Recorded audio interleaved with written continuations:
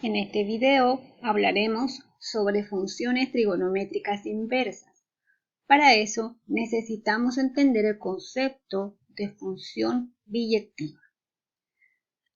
Antes que todo, una función es una relación de correspondencia que existe entre un conjunto A hacia un conjunto B. Es decir, si yo tomo un elemento X en A, esta función le hace corresponder a X un elemento en B que es denotado por f de X. Ahora, las funciones biyectivas tienen dos propiedades. La primera, para que una función sea biyectiva, tiene que ser inyectiva. O también es conocida como función 1 a 1. Una función biyectiva debe ser sobreyectiva. Vamos a entender un poco estos conceptos.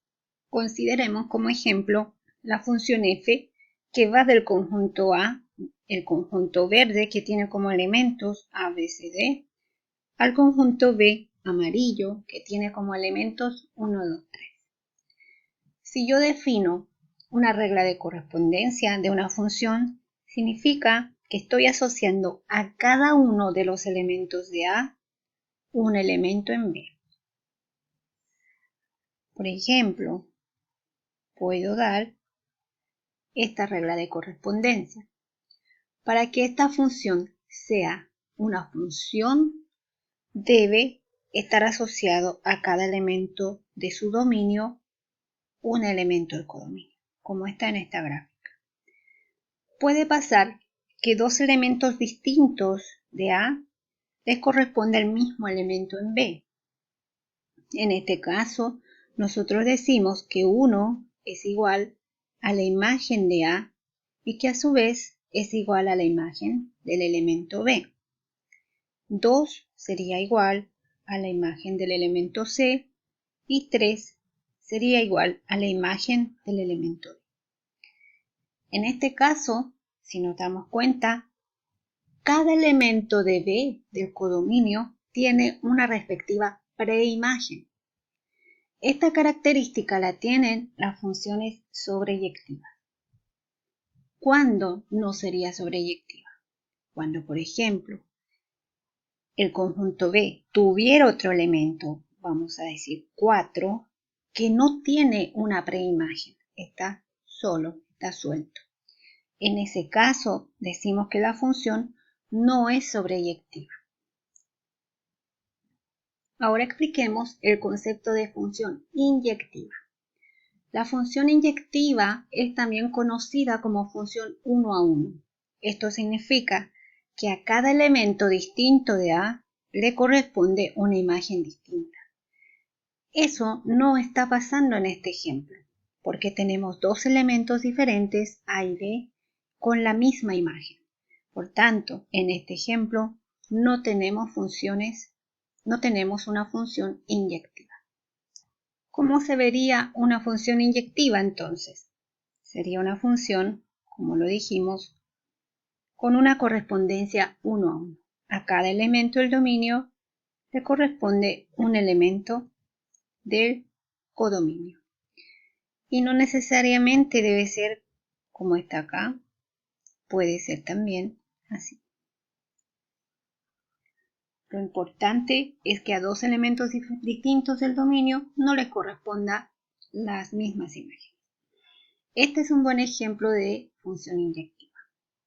Y no solamente eso, este ejemplo es el ejemplo de una función que es inyectiva y que también es sobreyectiva, porque todos los elementos de B tienen su respectiva preimagen. ¿Qué pasa si yo añado otro elemento, el 5? Entonces, en este caso, la función sería inyectiva, pero no sobreyectiva. ¿Por qué nos interesa tanto entender el comportamiento de funciones biyectivas?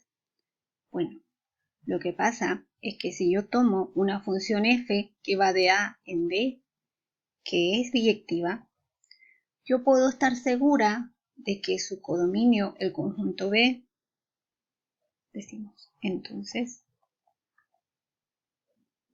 el conjunto B es exactamente el conjunto imagen. ¿Quién es el conjunto imagen? Es el conjunto de todas las expresiones de la forma f de x, donde x varía en a. Y esto pasa por la sobreyectividad. Bien.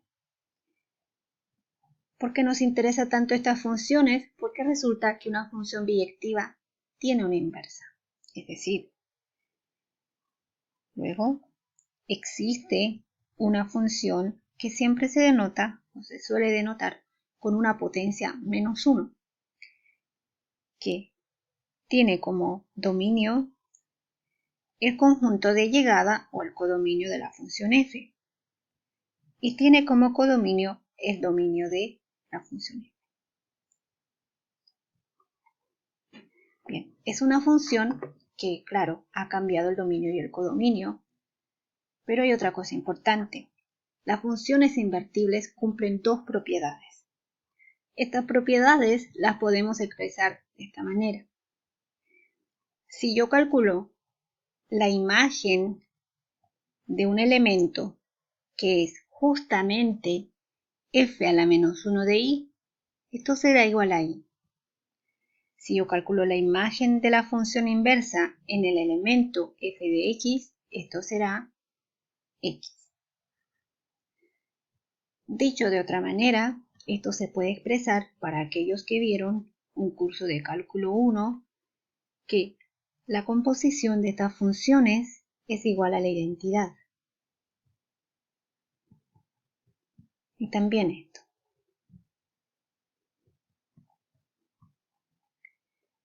Muy bien. En palabras muy sencillas podemos decir que una función biyectiva tiene la propiedad de que existe una función inversa de tal forma que cuando la función f se evalúa en su función inversa, en algún valor, es como si la función se cancelara con la inversa y me quedara solamente el argumento. Lo mismo pasa si estoy evaluando la función inversa con la función, es como si de alguna forma se cancelara y me queda el argumento. Esto formalmente se explica con estas dos igualdades. No es que las funciones se cancelan, es que la composición de estas funciones es justamente la función identidad. De todas formas, lo importante para el concepto que queremos enseñar es que uno tenga en cuenta que ocurre esto cuando nosotros trabajamos con las funciones inversas. Hablemos un poco de la gráfica de funciones que son inyectivas, sobreyectivas y biyectivas. Vamos a tomar estos dos ejemplos. Supongamos que esta primera gráfica, la línea negra, corresponde a la gráfica de una función f de x. Y en esta segunda figura, supongamos que y representa una función g de x. Bien, primeramente debemos notar o debemos restringir o definir el dominio. Imaginemos que estamos estudiando estas funciones en el intervalo a y b.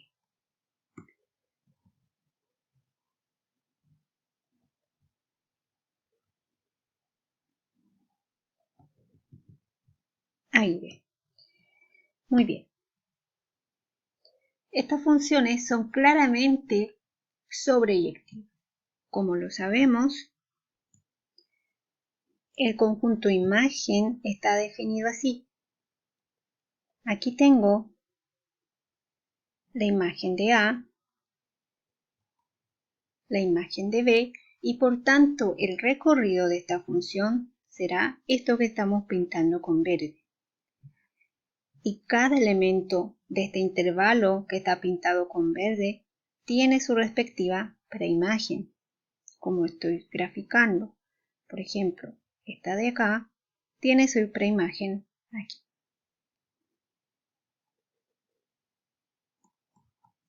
Lo mismo pasa en este caso. Si yo analizo y calculo las imágenes, me daré cuenta que el recorrido de esta función g es de este intervalo. y claramente sobreyectiva porque cada punto de este intervalo tiene, en este caso, dos preimágenes distintas. Por tanto, yo puedo entender que estas corresponden a las gráficas de funciones sobreyectivas. Pero ¿qué pasa con la inyectividad? Para determinar si estas gráficas corresponden a una función inyectiva, existe una técnica muy sencilla. Podemos imaginar que en cualquier punto de su recorrido yo trazo una recta perpendicular de esta forma y cuento en cuántos puntos de la gráfica va cortando esta recta. En este caso, solo existe un punto. Y no importa en qué altura yo trace estas rectas, siempre cortará la gráfica en un solo punto. En cambio, en la segunda figura, si hago el mismo ejercicio, me doy cuenta que al menos corta en dos puntos. ¿Cómo puedo interpretar esto? Esto significa que la correspondencia en esta primera figura sí es 1 a 1, porque está cortando en un solo punto. Es decir, puedo concluir que F es inyectiva en este caso. Como ya lo comentamos, además de ser inyectiva, es sobreyectiva. Por tanto, yo concluyo que es biyectiva. En la figura 2 sabemos que es sobreyectiva, pero ya vimos que no es inyectiva. En este caso, F no es inyectiva. Muy bien. Una vez que analice la gráfica de estas funciones y tengo ya el estudio de ellas, sé que la primera es biyectiva y la otra no, entonces yo puedo concluir que en el caso de la primera función existirá su función inversa. En cambio, en la segunda gráfica tenemos un pequeño errorcillo, no existirá la inversa de la función g. Ahora estudiemos la función seno y determinemos si esta función o la gráfica de esta función corresponde a una función biyectiva. Bien, primeramente, si yo tomo una recta perpendicular al codominio, es decir, al eje Y, y trazo la recta, me daré cuenta que esta recta intersecta la gráfica en infinitos puntos. Por tanto, inmediatamente puedo concluir que la función seno con dominio los reales y codominio el intervalo menos 1 a 1, donde este es el recorrido además, no es inyectiva. Pero, ¿será sobreyectiva? Veamos. Ya conocemos el recorrido de esta función. El recorrido corresponde a ese intervalo entre menos 1 y 1. Cada elemento de este intervalo tiene una preimagen correspondiente, como lo estoy trazando. De hecho, tiene varias preimágenes. Por tanto, puedo estar segura de que todo elemento de este recorrido tiene su respectiva preimagen. Y esta es la característica de funciones que son sobreyectivas.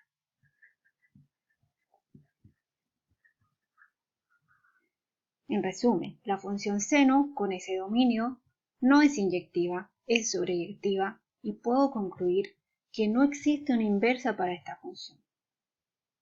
Lo que haremos ahora es observar que yo puedo achicar su dominio, o lo que es más conocido como restringir el dominio de la función seno para que ésta sea una función biyectiva.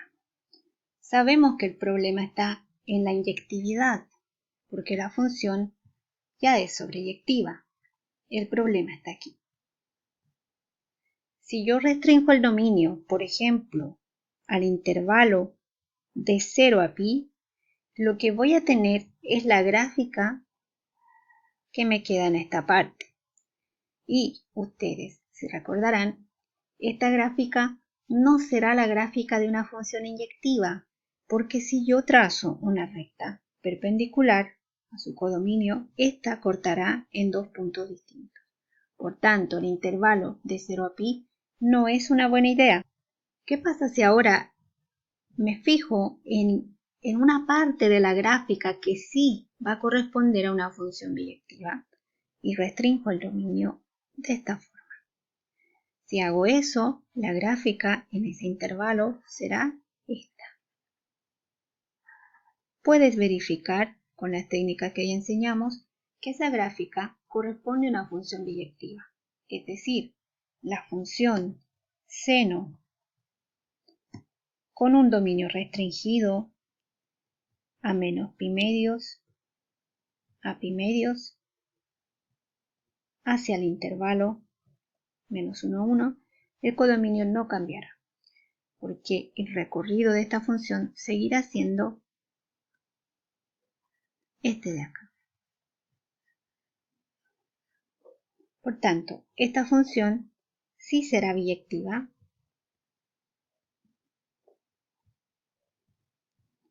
y por tanto podemos concluir que existirá la inversa de esta función.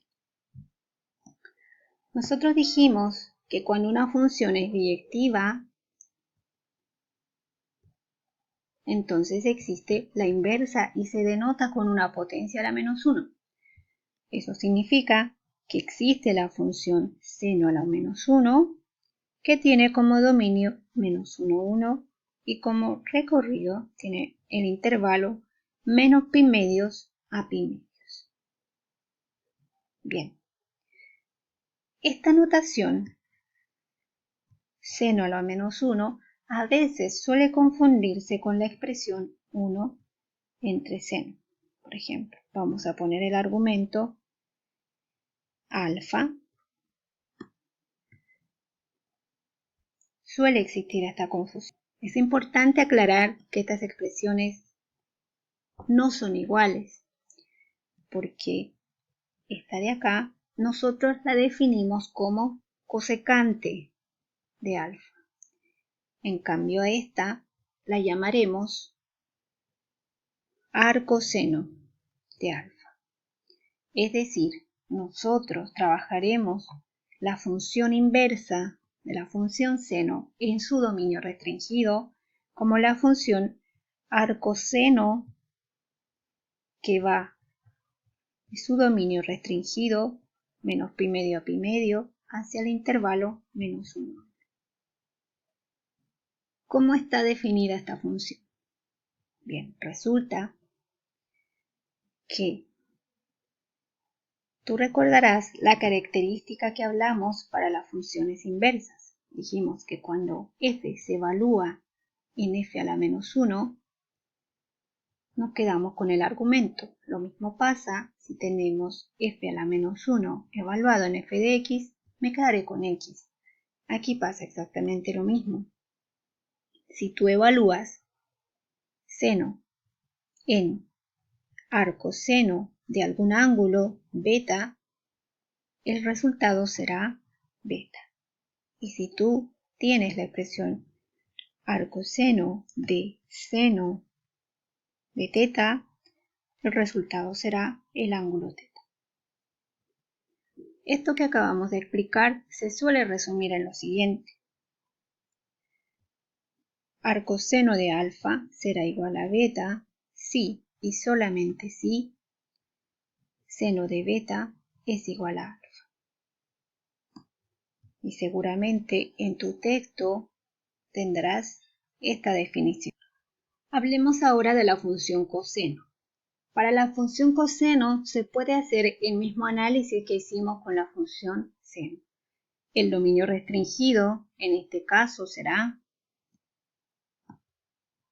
es decir, el intervalo donde esta función es inyectiva, no puedo tomar el intervalo de menos pi medio a pi medio, tal como lo hice con seno, porque si hago eso, la gráfica que tendría en ese intervalo no corresponde a una gráfica de una función inyectiva. Para la función coseno vamos a tomar el intervalo de 0 a pi. Y nos daremos cuenta fácilmente que la gráfica en ese intervalo sí corresponde a la gráfica de una función biyectiva. Cuando tú veas en el curso de cálculo 1, aprenderás a demostrar formalmente cuando una función es inyectiva y sobreyectiva. Bien, quizá alguno se esté preguntando por qué no tomo el intervalo de pi a 2pi, como lo sería esta parte. Porque en ese intervalo también tendría la gráfica correspondiente a una función biyectiva. Y es verdad, es correcto. Podemos tomar muchos intervalos restringidos que van a funcionar. Recordemos que las funciones seno-coseno son periódicas.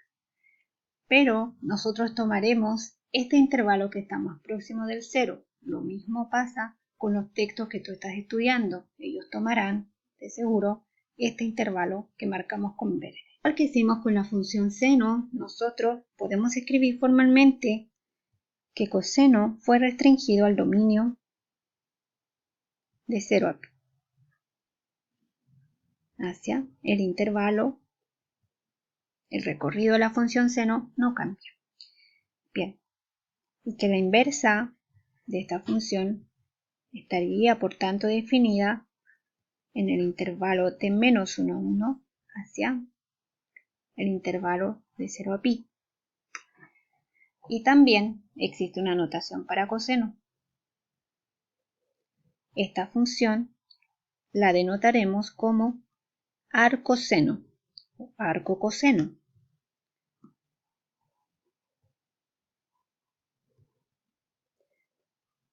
que simplemente denota la función inversa de coseno, y es mejor que usemos esta notación para no confundir el coseno a la menos 1 con el secante, con la función secante.